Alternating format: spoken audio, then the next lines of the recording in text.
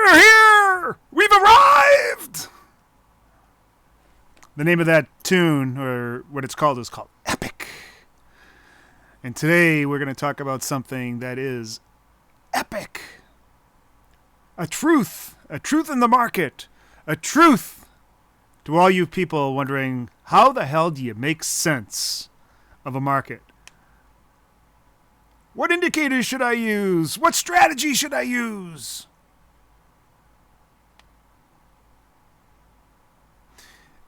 And it's really not that hard. It really isn't. Once you know. I mean, once you have the process down, and of course you need capital. Playing the market is really not all that hard. The important thing in the thing that requires some study and forethought and knowledge and strategy and intelligence is the realization that you're not trying to figure out the market. All you're trying to do is let the market tell you what it's already figured out. Where value is and where it ain't. Where it is and it ain't. Where there's lots of value and where there's little value. And more specifically, that area right between. Right there. Right there. That's where everything happens. Right there. Right there.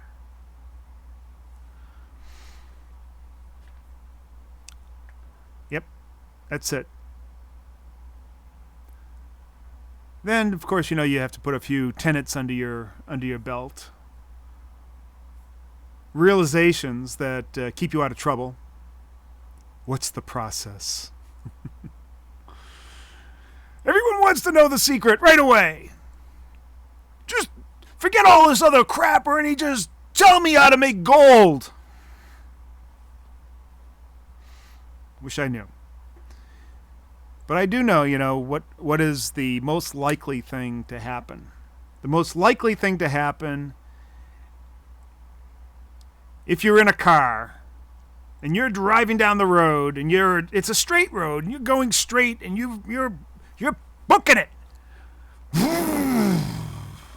What is the most likely thing to happen in the next 2 or 3 minutes? Barring any traffic or signs or lights, you're on a lonely country road. You're in the desert. You're in the desert. And you can't even see the end of the road. It goes off into infinity. And you're screaming down there. What's the most likely thing to happen in the next 3 minutes? Well, you're going to just basically be doing exactly what you're doing right now. Now let's say you're getting out of the desert. You're approaching what appears to be an oasis. You see it off into the distance. It's getting closer and closer, greener and greener. And then through the waves of heat, you see structures starting to appear. You scan across, you say, oh, it looks like there's life. And there's palm trees. You get closer and closer and it starts revealing itself. A sign comes up. Pew! Another sign. Pew! You slow down and you look at that sign. You look at that sign. It's telling you about a bed and breakfast, a diner, Joe's Insurance, a gas station. We're going to stop at a gas station. You keep on going, and then the mountain range that was once off into the distance is now starting to grow and grow and grow.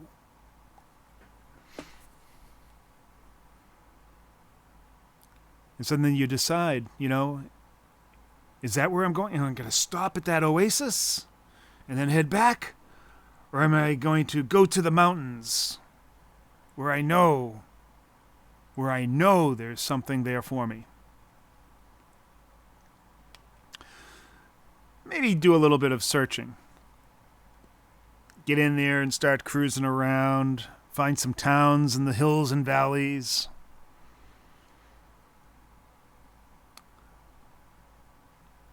Some really cool, interesting places.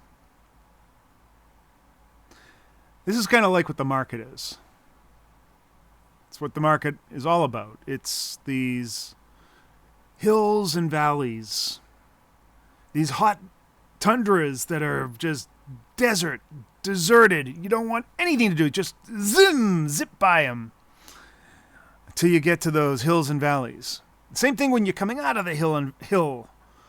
You're coming out of the lush green and you're heading into the desert. You decide, man, do I have enough water? Do I have enough gas? I need enough gas to get through that desert. If I do, I'm going to make sure I get through there nice and quick. That's market profile. Right there. That is market profile. Hills and valleys, fast, slow, and that line of demarcation where everything meets, where the hills and valleys meet, right there. Right there. That's the most important thing, right there.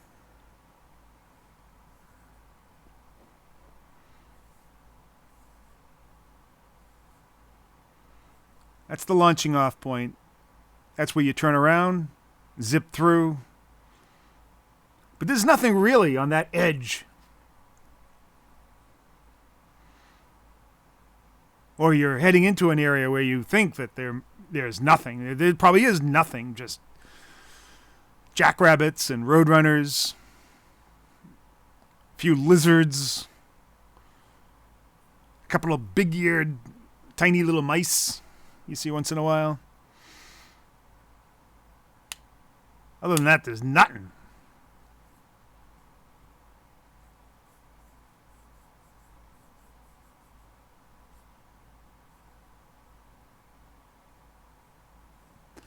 So where the hell is everybody? Here we are at 2 o'clock on a Thursday afternoon. What the fuck do you have to do other than watch me? And maybe learn a little bit.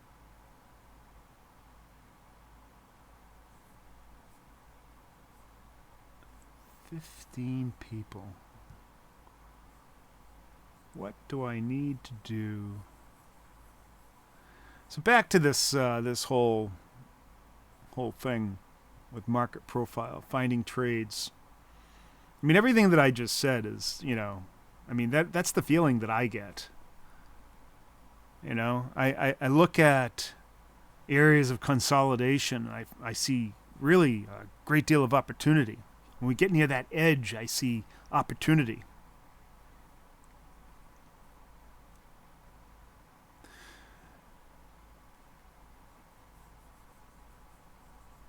I have this 4 steps that are important.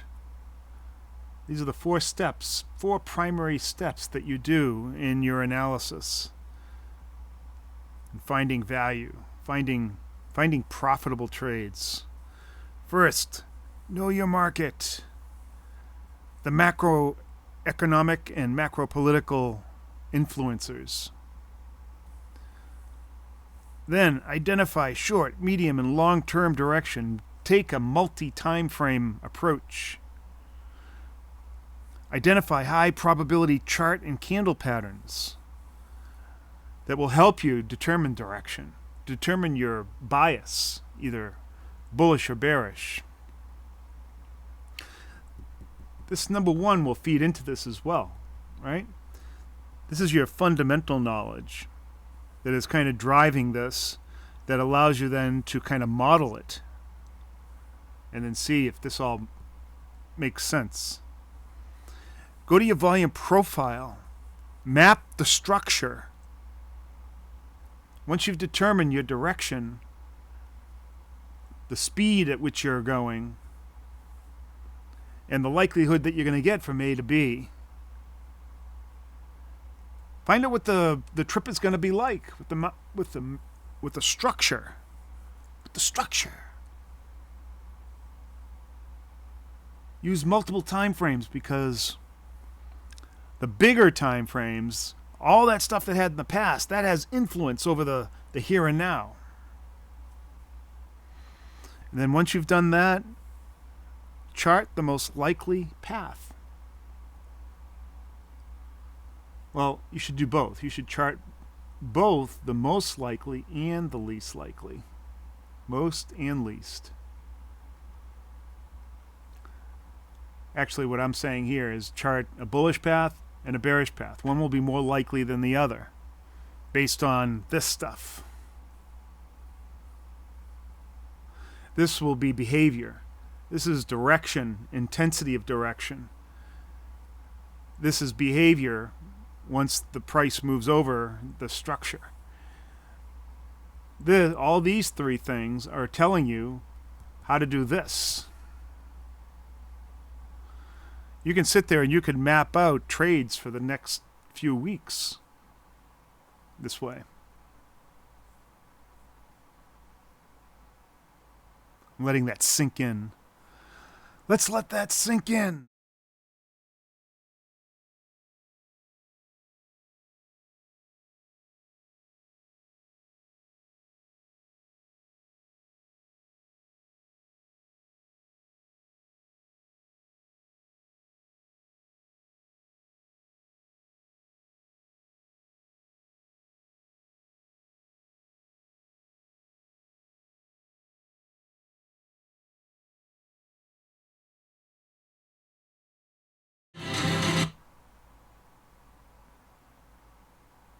Did you get it? Let it sink in. Let it seep in.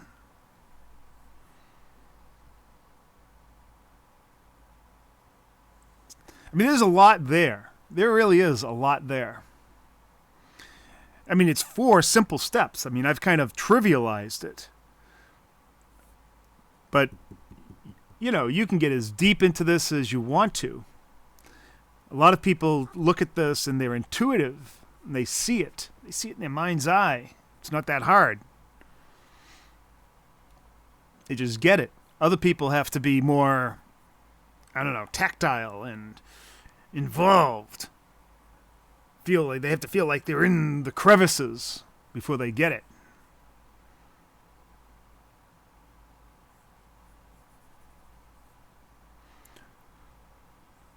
What if I'm wrong?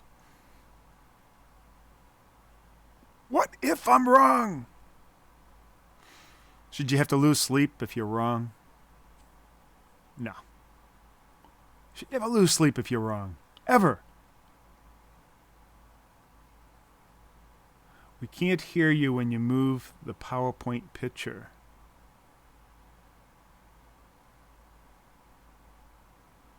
Oh, that is too bad. I can fix that. Split screen.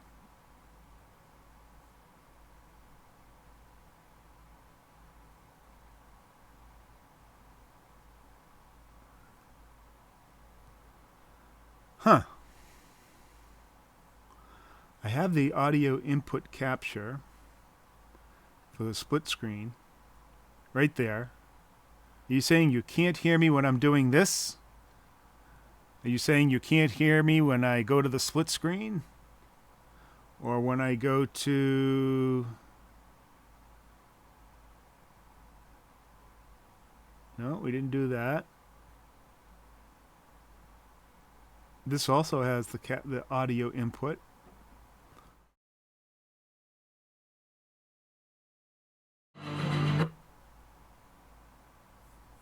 When can't you hear me? Holy crap.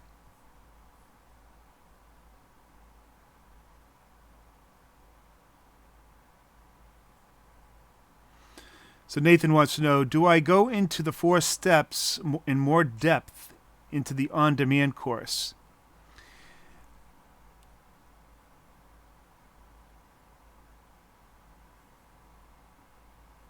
Yeah, absolutely. And in the support. when you're in our trade room or you're in a support realm, I go over these things just about every day. I talk about these things at great length. It's in the on-demand course, I do go into some of this stuff in a little bit more detail, but to say that there's one methodology or one way to to absorb all that information, I can point you towards sources, give you a process, but I guess that's the thing. Like if I was going to trade a particular market, I can give you a generalized process to go and find out everything that there is to to know about that particular market. But let's say that market is the automotive industry. What I'm going to tell you in terms of the type of things that you want to trade that are related to the automotive industry, and then how it is affected by other things in terms of the energy market, the overall health of the country. All of that stuff is kind of specific to that. Understanding the steel industry and maybe even the precious metal industry, platinum and rhodium and other catalytic metals, how they're influenced by the automotive market. Rubber, steel, energy. I mean, all of these things are specific to that market. Although they can be then redirected to other markets as well, but then they're specific to that market. The thing that when you're in that number one, let's see, that split screen, and I'm assuming you can hear me here. You can hear me in the split screen. You must be able to hear me in the split screen because I have the audio capture on in the split screen. It's right there. I can see the meter being pegged.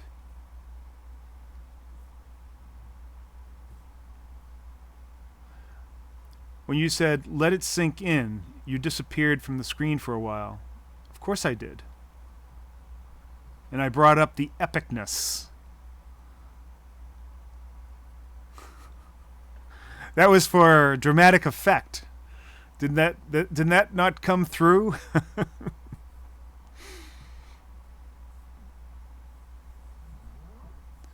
So anyways,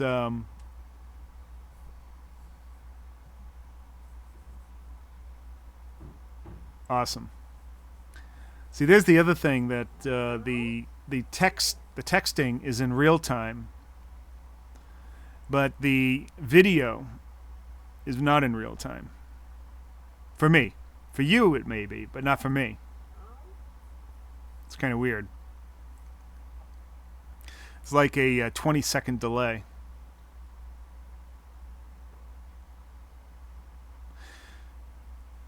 So, yeah, whatever you're going to trade, it pays to know your market. Understand all the influencers, the macroeconomic and macro-political influencers, the specific markets that you're in. If you were just to get in just the platinum market alone, or step back a little and start talking about the precious metals market, I mean, that's much broader because platinum has a particular set of component vectors to it. It has a monetary vector and it has an industrial vector. And all metals are like that. They have a monetary and an industrial. Either they're used as money or they're used in industry. Platinum primarily is used as a catalyst in combustion engines, a catalyst to rip carbon monoxide out of the exhaust of combustion engines and turn it into just oxygen and water. That's what a catalytic converter does, and it's layered with platinum group metals, either platinum, palladium, or rhodium.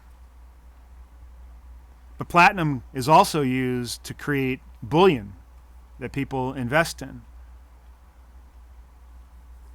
But that's the monetary aspect. But that monetary aspect compared to its industrial aspect is very small. If you were to compare that to gold, it's like a flip-flop. Gold has a small, although the industrial use is still relatively large, but the monetary vector of gold is much bigger than the industrial vector. The industrial vector being jewelry and also some scientific applications, electronics. Platinum is also used in that as well, but at varying degrees. Silver, there's another one, a much larger monetary vector and a very large industrial vector. It's like half and half almost. And the specific industries that it may be in. I mean, currently, a lot of silver is being diverted to solar panels, but it's very heavy in jewelry as well as electronics. So you see how that you got that aspect. Then you have to think about, well, what about the supply and demand of this stuff? How is this stuff brought out of the ground, and in what proportions is it brought out? Is it specific to that metal? Or do you get, when you dig for gold, are you also getting some amount of platinum and rhodium and palladium and silver? How much is above ground? How much is in ground? How much is in storage? How much supply do you have? What is the current demand? All of that is kind of driven by the current macroeconomic condition, the need. What is the political implications? Because some of these things can only be mined in certain areas. In like, for instance, platinum and gold. Some of the biggest mines are in third world countries.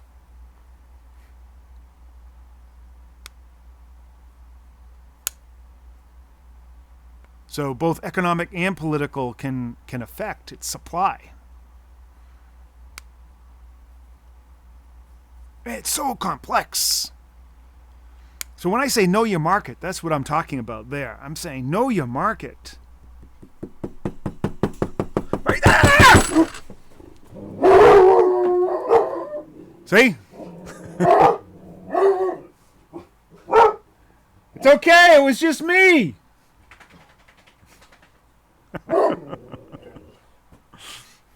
I'm sorry.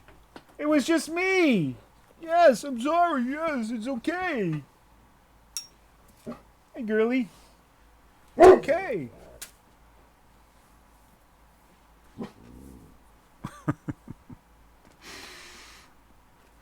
When they hear some pounding, they think that somebody's at the door, I guess. It's okay. Know your market.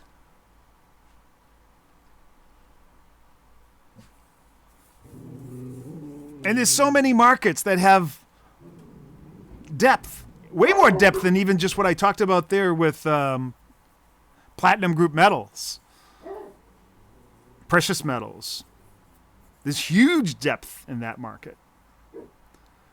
But you look at the automotive industry, that's a whole different thing.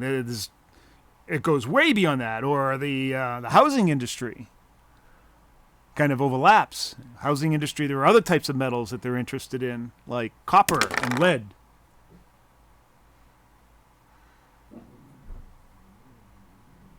Hey! Get down here!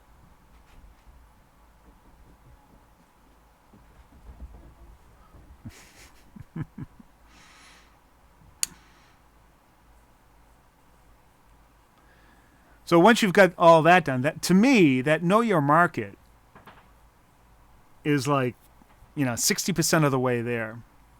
Then another 20% is developing some ideas around that through insight. Then the rest of the way is this other part where you then use your technical capabilities to kind of model those ideas and identify areas What is the direction and speed of that bullish or bearish market, that bullish or bearish trend? What is the long-term implications, and then the short-term happenings? How is it going to affect it?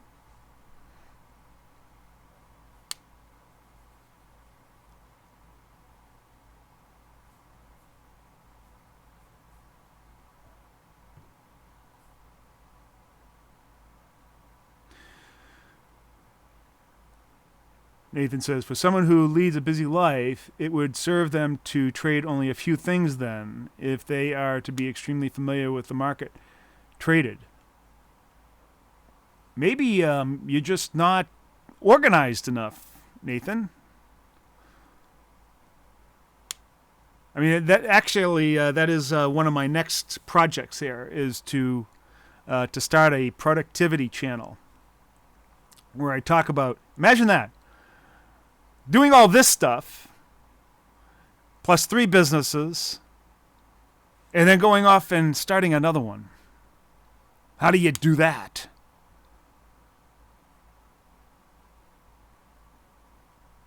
You need to be productive. You need to be organized. You need to be able to get things done. Then, on top of that, have enough time to be able to go out and do the things you want.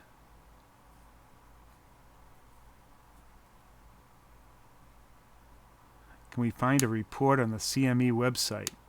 I'm not sure exactly what that means. Chris asks, how would you suggest to research, learn how different markets and sectors affect each other and when they are good investments? Macro stuff, I guess.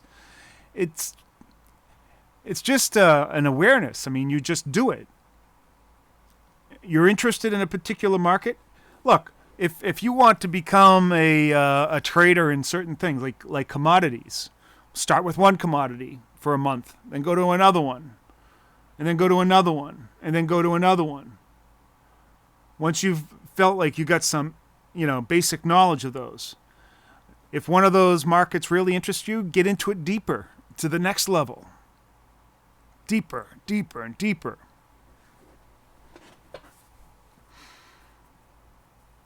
Maybe your interest is in more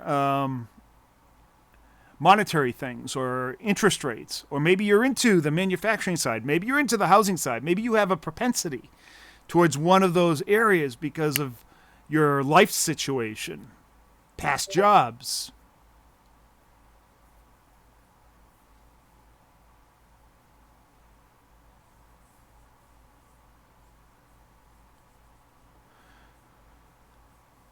The CME website, all that shows is just the specifics, the specifications of futures contracts, commodity futures. It will have little information. It'll have a lot of information that you should also know, but it will have little information about how that commodity is used. But that is one of the areas, one of the things that you need to have under your belt. I mean, that is part of the whole mosaic of stuff that you need to know. And it's actually it all depends on how you approach this. You might think, man, that's so much to know, Ernie. How am I going to ever do it? Ever!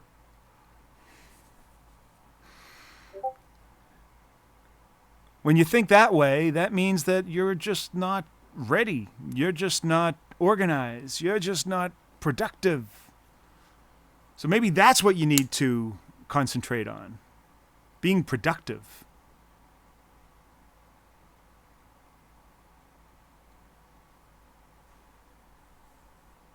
How can you be productive? How can you get things done? How can you be agile and complete?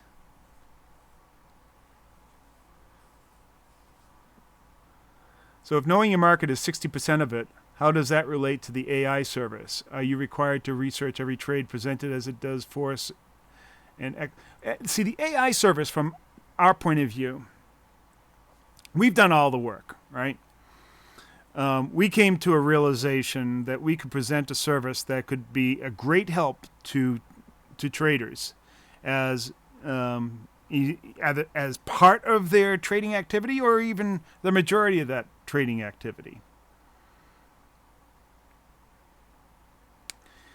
We are doing a cut above all that. I mean, the stuff that I'm talking about is more discretionary oriented. Maybe it could be trading a specific market. The AI service is another way to go.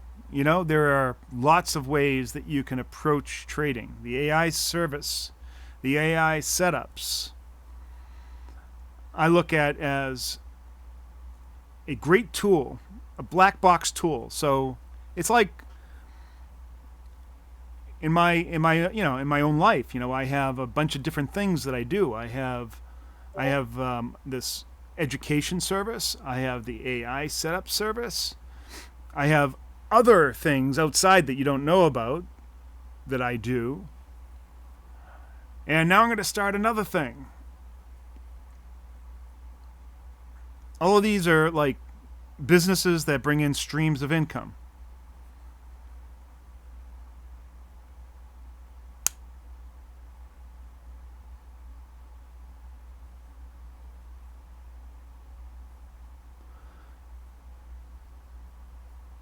Let's see. Are you required to research every trade presented as it does force inequities at the moment correct? Like now, so as I said, the AI service is something completely separate. That is, we're doing all this hard work that the pattern matcher neural network is going out and finding these patterns and creating opportunities. And that should be like part of it. If you're investing or trading in something else, then you should know more about that.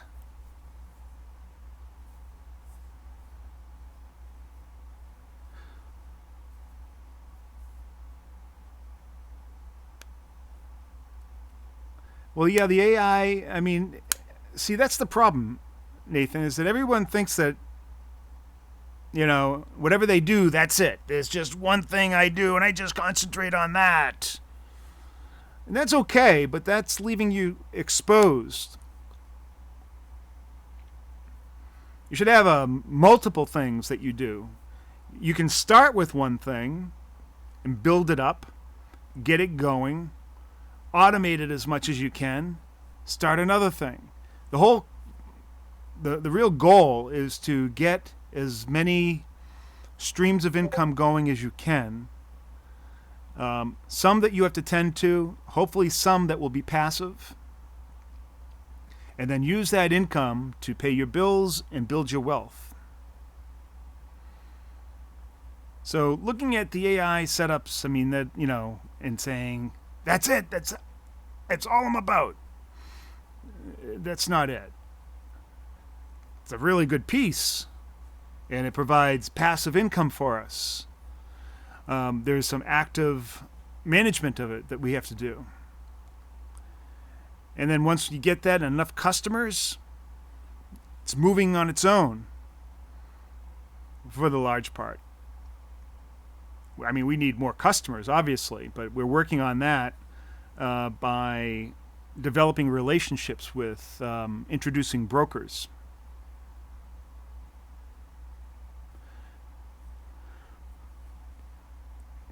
Aside from that, I have my course. Like I teach volume profile. I was teaching for a while the knob trade, and that was a little bit more difficult to do because that was a more specialized thing on trading the yield curve that some people were interested. But volume profile has much wider range implications and applicability, and some people seem to like that. But it's still esoteric because most people, they've never heard of volume profile. They don't understand it. They think that I got to stick with what everybody else is doing because that's safe, even though it doesn't work. So there's getting that awareness out there. So I've taken that to a level and done enough training with that. But I think I need to do other things to spur up those businesses a bit. And that's the idea of becoming affiliated with some introducing brokers. More than one. I don't want just one. I'm going to start with one, then I'm going to move to 2, then 3.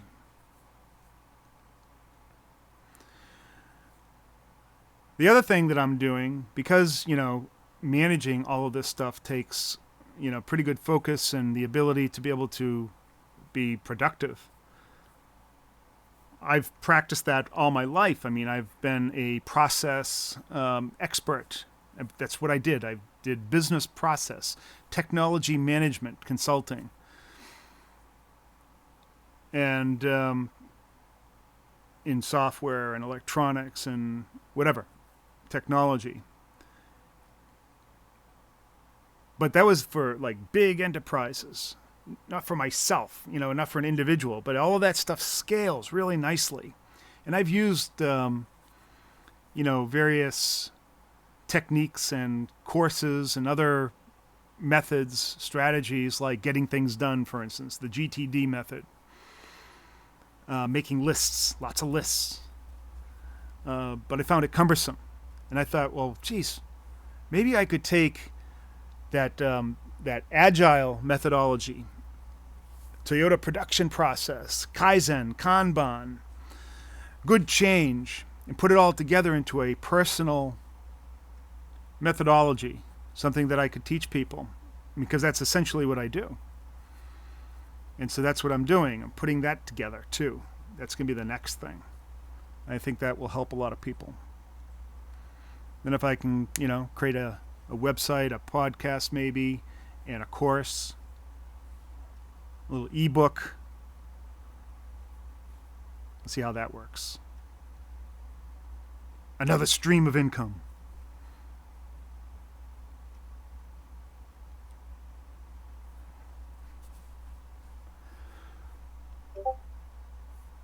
All right.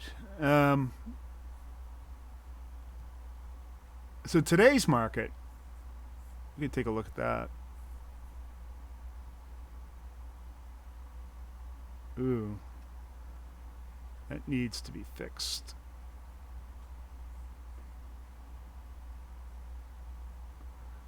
That needs to show a different screen. It needs to show that screen.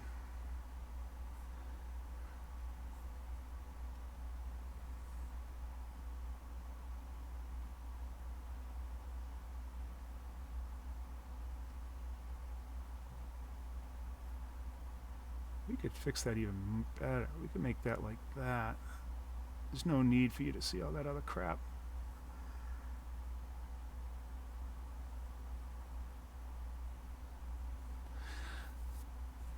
Yeah, so today's market, we look at this. This is the Dow.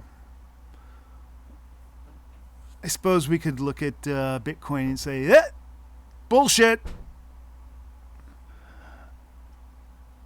Here's the dollar. The E-mini.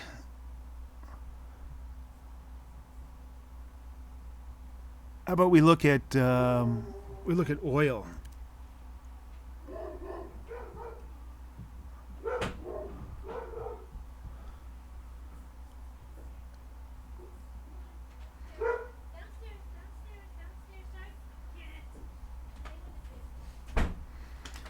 Oil's a lot stronger than I thought it would be. So I have to kind of reevaluate that. The AI has been like spot on, but you can see I've diverged here. I thought we were going down here like this. That was my primary direction, going down. And it started to, then up and then down, but then right there is where we diverged. We diverged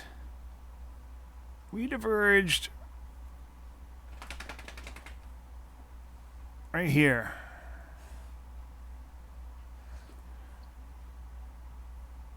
That's where we diverged. Let's make that yellow. We like that yellow. The background. Yeah, right there. Actually, the background should be yellow. And the border should be green. Yeah. Right there, we diverged from where I thought it was going to go and where it actually decided to go. And still the same shape, you know, but that's a big difference right there. Because I thought that, you know, well, I mean, this could all still happen. Maybe I'm just too early. Like, maybe this should be moved over to like this, like that.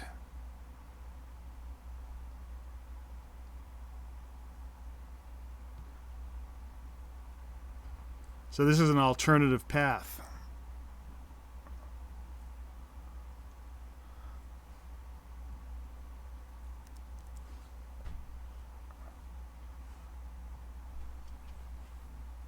Now, considering that, what if I'm wrong altogether? Maybe this thing isn't a big bear flag. What if it's some kind of bottom and it just keeps on meandering over to the right? And if I zoom out, maybe it will become, you know, like this, you know, something different.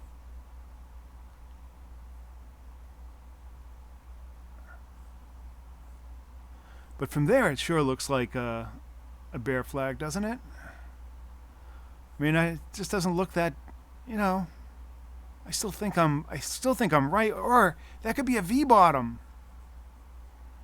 Maybe it's just going to climb back up here. So many choices!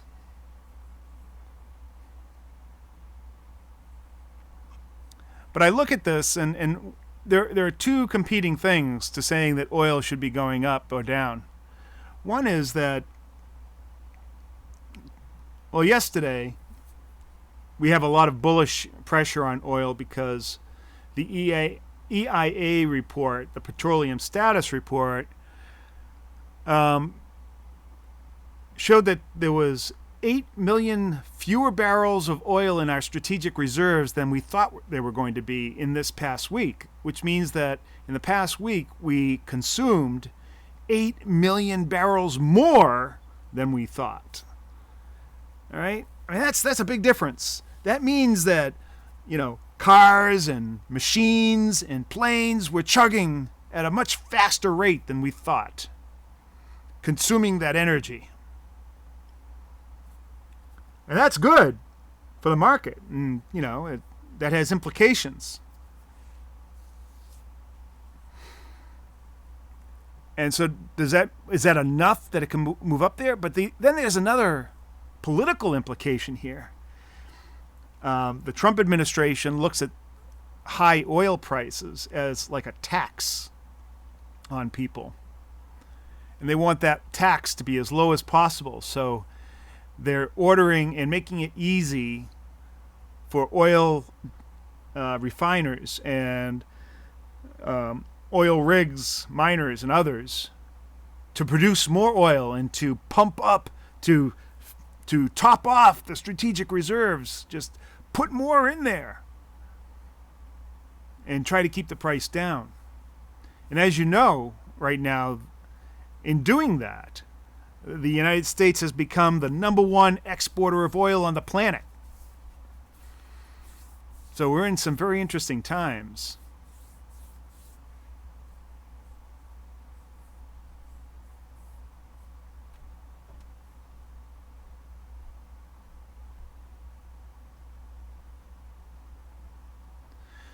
Yeah, everyone in crypto seems to be using volume profile now.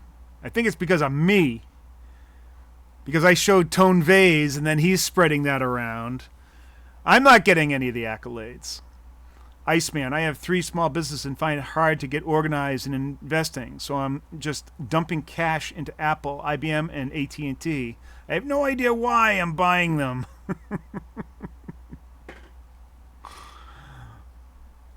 Maybe you need a little help then. Question: if everyone is using volume profile, would that not take away the edge of someone that bases their strategy around? No, that's a bunch of hooey. That the idea that if everyone's doing this, then it's going to take away the advantage. There's not enough people doing it to make any difference. And your perception that everyone is doing it is such a small number of people, very, very small, compared to the total market, that it's not going to make a hill of beans a difference.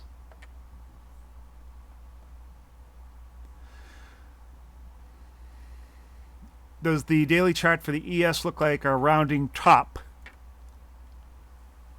Let's see. A rounding... No! Where do you get that? A rounding top? Holy crap, it doesn't look anything like a rounding top. Doesn't even... No! Looks like a big consolidating area, and it's ready to blast off.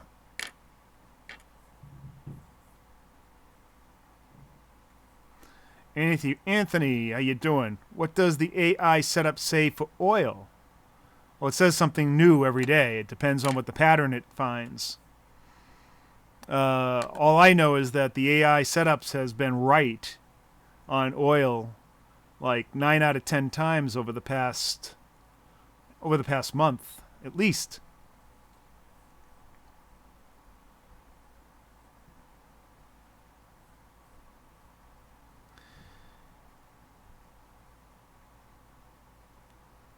It's OPEC versus Trump. That's it's OPEC versus the world versus America. That's no contest. How you doing, Surfing Goat? So now we're starting to get some interesting questions. People are starting to come in.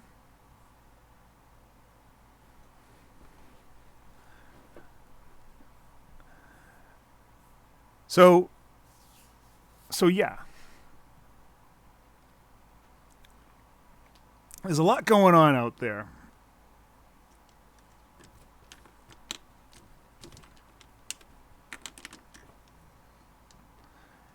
And particularly this trip over to Vietnam by Trump, meeting with Kim Jong-un to try to denuclearize them. Of course, Kim Jong-un wants the United States to drop the sanctions. And that was the basis of their negotiating. And so Trump said, well, then see you later. He just dropped the hammer and said, I'm walking out of the meeting. And that's what he did. Now he's coming home. Of course, while he was gone, the Democrats are going nuts. So there's part of the political picture. Democrats are going nuts, trying whatever they could do to try to sully Trump's name while he's gone. While the cat's away, the rats will play. The Demorats will play. Of course, when he comes back, they'll all scurry. Ah!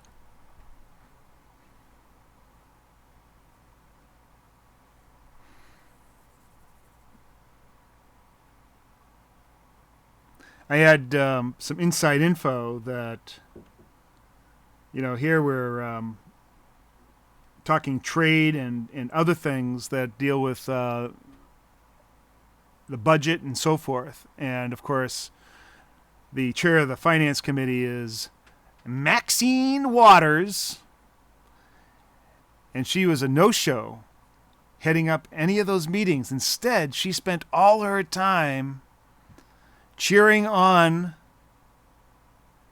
the bullshit that was coming out of Cohen's mouth.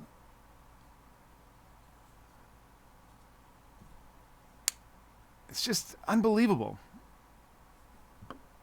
So these are political headwinds that I think that are stifling the market right now. I think once Trump gets back, and like I said, all the Democrats scatter, there's going to be more clarity.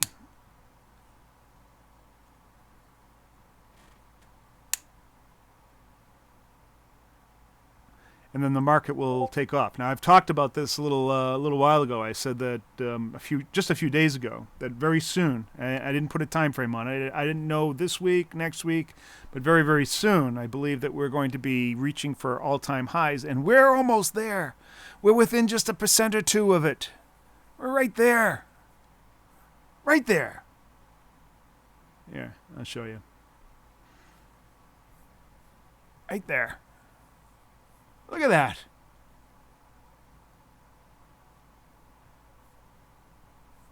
All-time highs right there. That's nothing.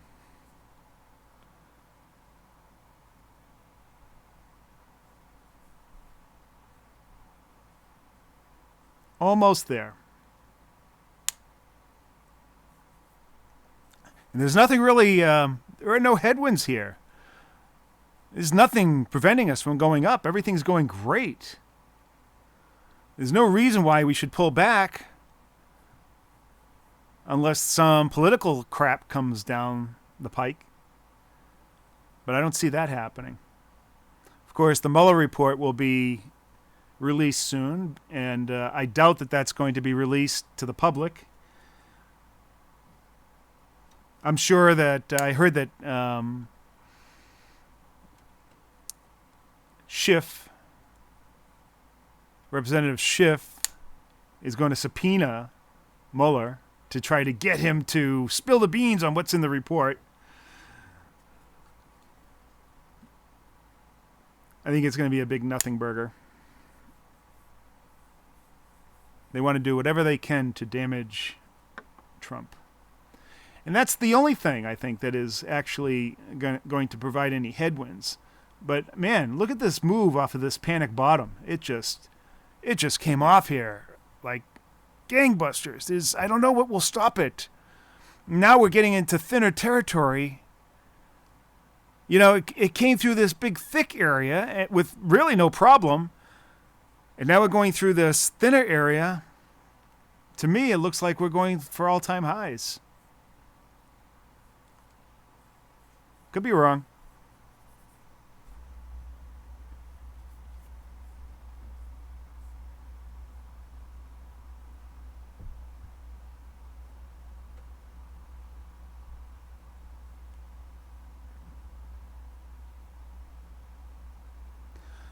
Trade Duck says I'm too bullish. Why? What in God's name should I not be bullish about?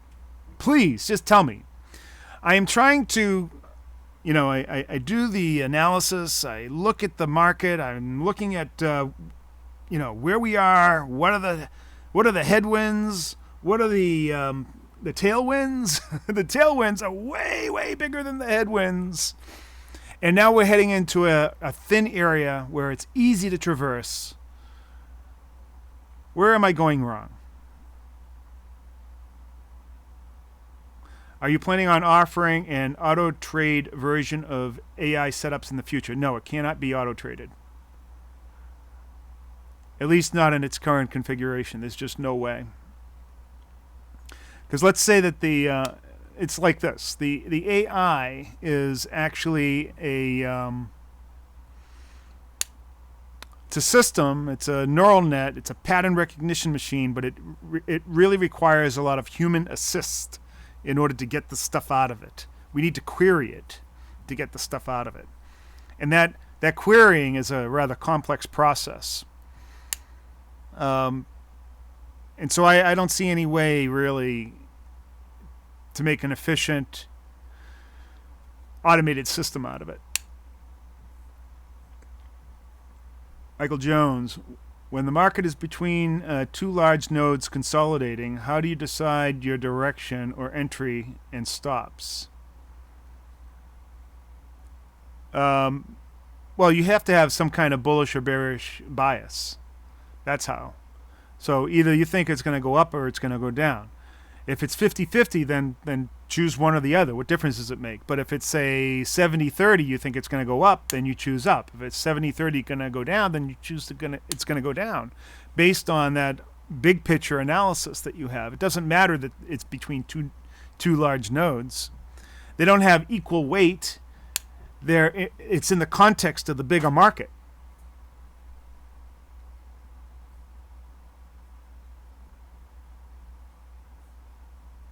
Do I see the stock market continue to go up for the rest of the year? What is that thing that they say? As January goes, so does the rest of the year.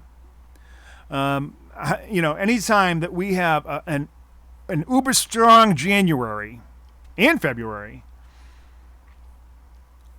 we've had strong years.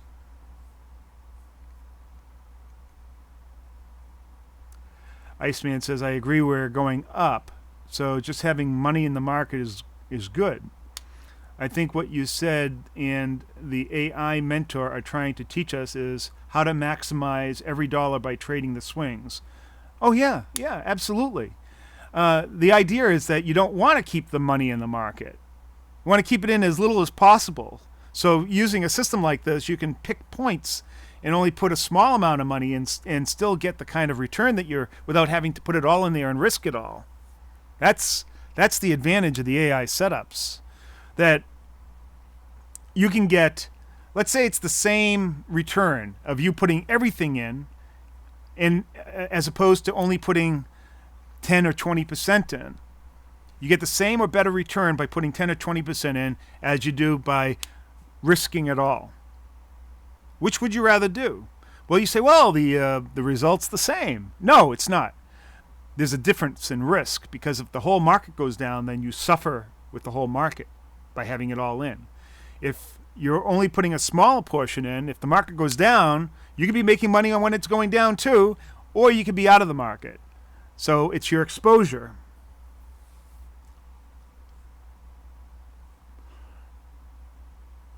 So what do you think about Trump move on North Korea? I said South Korea before, didn't I? I meant North Korea. He did it as a message to China deal. He can walk away too from. No, I'm sure that people can read into that. He walked away because he didn't like the deal. There was no deal there to be made. The North Koreans just want sanctions removed, and he said, "Fuck you. That's not the bargaining point. That's not the baseline that we're going after here, bub. Hey, I like you and all, fat boy, Rocket Man. But that's a no-go. It's a non-starter. Out of here. Catch you later." Now, you can read into that and say that that was a message to China, but I don't think China needs to see Trump act that way in terms of career in order to know what he's like, or the fact that he's unpredictable, or he's willing to walk out of a negotiation if he doesn't get an advantage, or at least some concession, some negotiating point, some compromise. And that's good.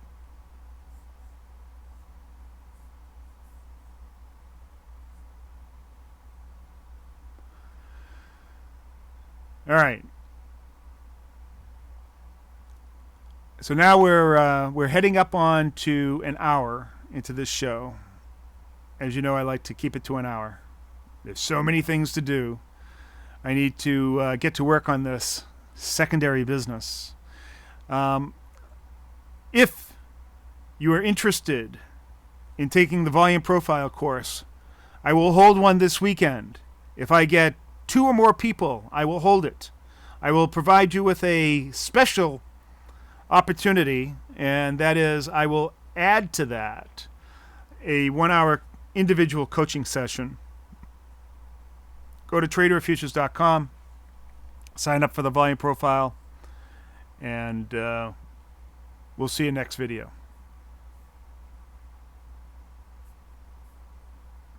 Thanks for showing up.